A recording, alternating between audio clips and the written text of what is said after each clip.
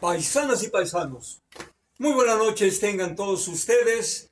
Bienvenidos a este su canal, El Son Político de Tasco, en el que vamos a continuar, en este video vamos a continuar con los comentarios para reafirmar lo que vimos en el video pasado, la primera parte, sobre la decena trágica. Y voy a empezar a dar lectura al primer párrafo, que dice: algo tan violento como la decena trágica en la Ciudad de México no había ocurrido en muchos años. La gente que lo vivió se salvó de morir en ella. Fue testigo de algo muy brutal y conmovedor que en muchos sentidos cambió la historia. Esto resumen lo escribe Álvaro Matute, historiador, y sigue diciendo: el 9 de febrero de 1913, un golpe de Estado contra Francisco I. Madero terminaría en tragedia nacional con magnicidio después de alrededor de 10 días de cruentos y constantes encuentros en la capital del país, a los cuales se le conoce como la decena trágica. En la madrugada de aquel 9 de febrero de 1913, los generales Manuel Mondragón y Gregorio Ruiz encabezaron una revuelta con el fin de derrocar al presidente Francisco I. Madero. Vencerían tristemente tras casi 10 días de enfrentamiento en la Ciudad de México, cuando el 18 de febrero Aureliano Blanquet y otro cómplice harían prisionero al presidente Madero y al vicepresidente José María Pino Suárez en Palacio Nacional. Mondragón y Ruiz levantaron en armas primero a un grupo de cadetes de la Escuela Militar de Aspirantes de Tlalpan y aparte de las tropas acuarteladas en Tacubaya, ambas en las inmediaciones de la Ciudad de México. Pretendían capturar al ministro de Guerra, Ángel García Peña, y lograr la liberación de dos de sus cómplices, los generales Bernardo Reyes, quien estaba preso en la cárcel Santiago de Tlatelolco, y Félix Díaz, encarcelado en la penitenciaría de Lecumberri. El grupo de antecedentes porfiristas había comenzado a planear un golpe de Estado desde 1912 y contaban además con el apoyo del gobierno de Estados Unidos, pues este veía con malos ojos las intenciones nacionalistas de Madero en relación a los ferrocarriles y el petróleo. La primera movilización hacia el Palacio Nacional tuvo cierto éxito y la avanzada de cadetes logró la toma del lugar, haciendo prisionero al ministro de Guerra, a Gustavo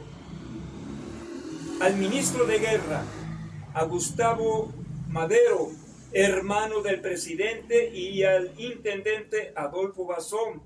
Pronto, sin embargo, los presos serían liberados gracias al general Lauro Villar, quien logró sorprender y desarmar a los golpistas. Mientras tanto, en la segunda parte del plan, los conspiradores triunfaron. Reyes y Díaz habían sido liberados y, encabezando otra avanzada, se dirigieron al Palacio Nacional para volver a tomarlo. Al llegar al Zócalo capitalino, fueron frenados por el general Villar. Al negarse a unirse a los conspiradores, fue atacado por Reyes.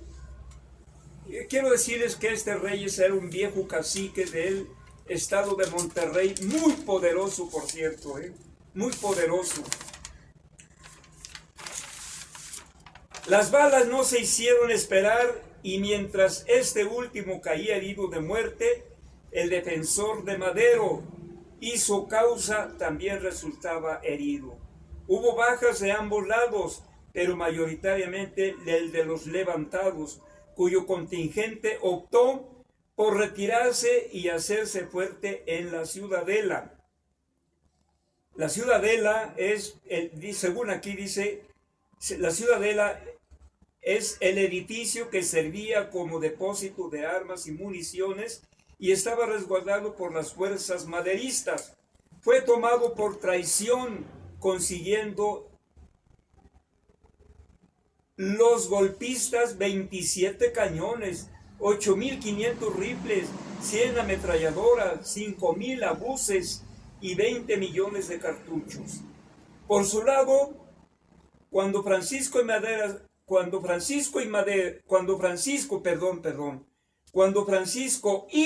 Madero supo de los hechos, dejó el lugar donde estaba el castillo de Chapultepec y, escoltado por los cadetes del H. Colegio Militar y varios amigos seguidores, se dirigió al Palacio Nacional en una acción conocida por la historia como la Marcha de la Lealtad. Nombrado comandante militar de la plaza a Victoriano Huerta. Este fue el gravísimo error.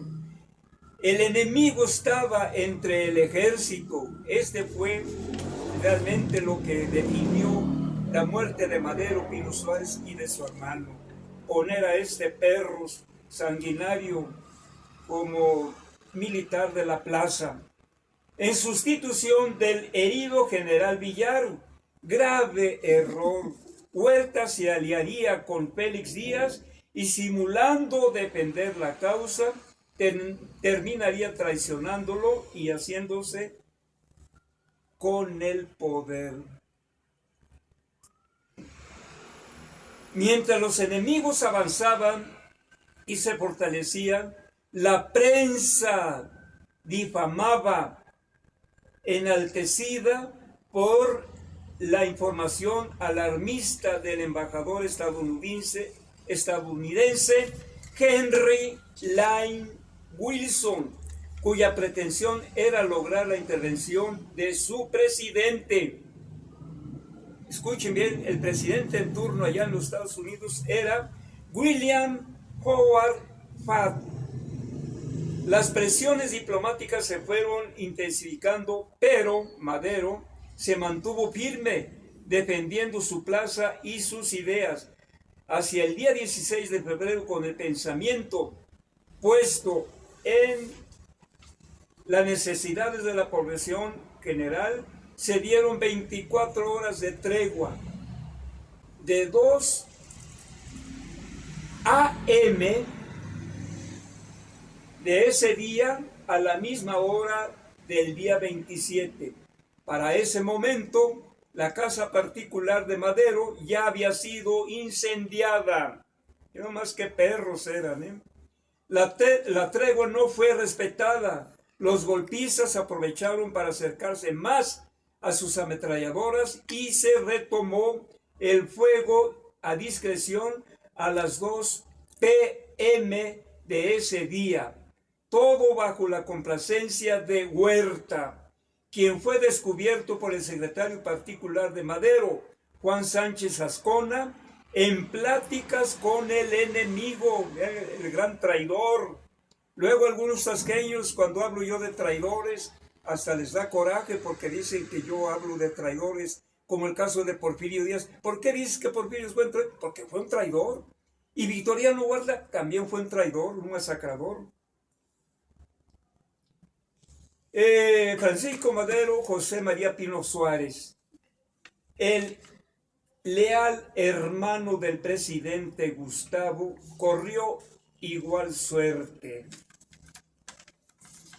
Finalmente, para dar aspecto de legalidad al encuentro, se negoció un pacto entre los golpistas con la intervención del embajador Wilson, otro intervencionista en la política de México. Ahora han querido hacer lo mismo, pero ahora ya no pueden. En la embajada estadounidense, a ese encuentro se le llama Pacto de la Embajada. Aquí se planeó todo con Henry Lane Wilson, aunque es mejor conocido como Pacto de la Ciudadela. En él se desconoció a Madero y Pino Suárez y se estableció un gobierno provisional bajo el mando de Victoriano Huerta, con un gabinete mezcla de seguidores de Bernardo Reyes y Félix Díaz. Sería la embajada japonesa, miren nada más que curioso, sería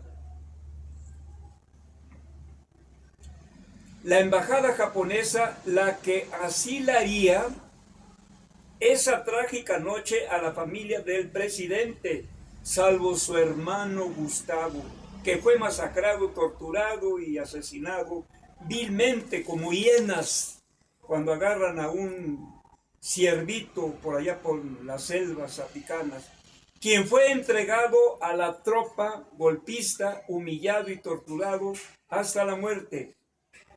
Ante la situación y siempre congruente con no llevar al pueblo a una nueva guerra, Madero y Pino Suárez renunciaron a sus puestos a favor de Huerta, el cual solo esperaba eso para declararse legítimo. El Congreso aceptó la renuncia, jugando con ello un vergonzoso papel. Acuérdense, ya vimos a este individuo que fue presidente por 45 minutos en México. Un vergonzoso papel. Pedro Lascurain Paredes, quien había sido ministro de Relaciones Exteriores bajo la presidencia de Madero.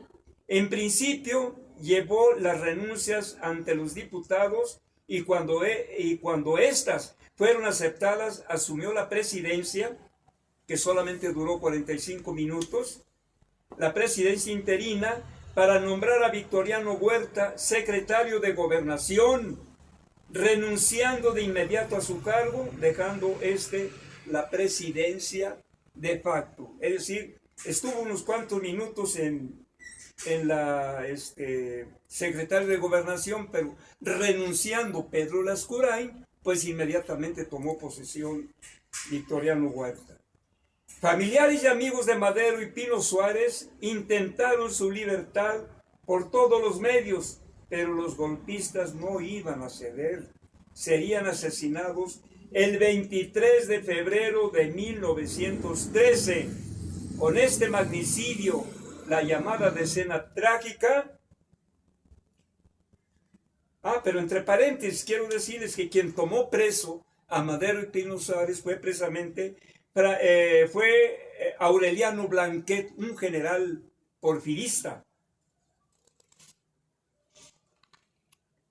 Con este magnicidio, la llamada decena trágica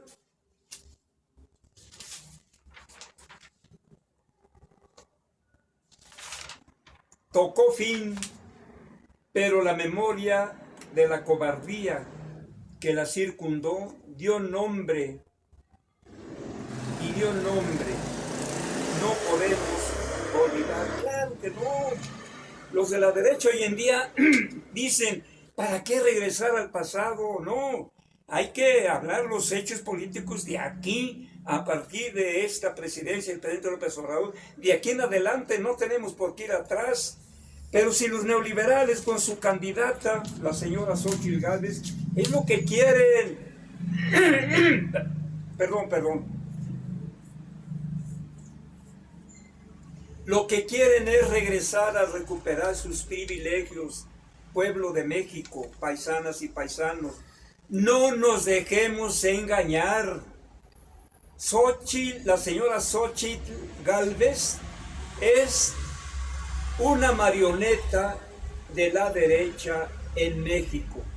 Es una señora que no tiene propuestas creíbles, propuestas concretas, solamente se dedica a difamar, a inventar, a insultar, porque la señora no tiene propuestas, no tiene, le falta mucha experiencia.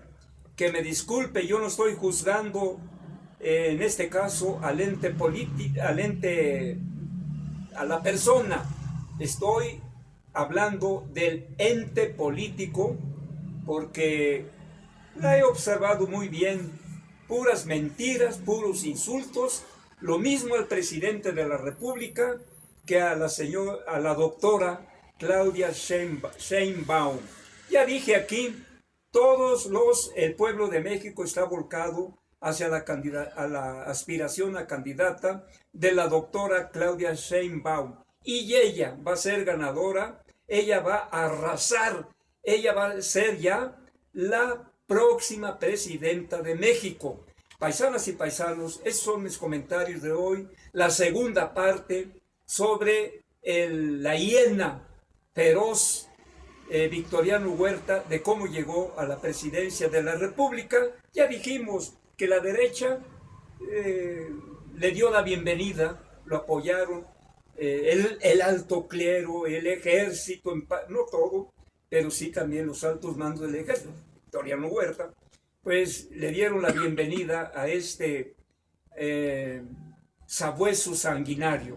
Son mis comentarios y ya con eso termino la segunda parte. Paisanas y paisanos, síganos viendo, porque son los programas de Conociendo la Historia a través de sus gobernantes, a través de los presidentes de la República, que nos van a dar mucha luz sobre lo que pasa actualmente aquí en México con esta administración, con este régimen, pero partiendo de la historia a partir de Porfirio Díaz. Muy buenas noches tengan ustedes, nos veremos próximamente. Hasta pronto.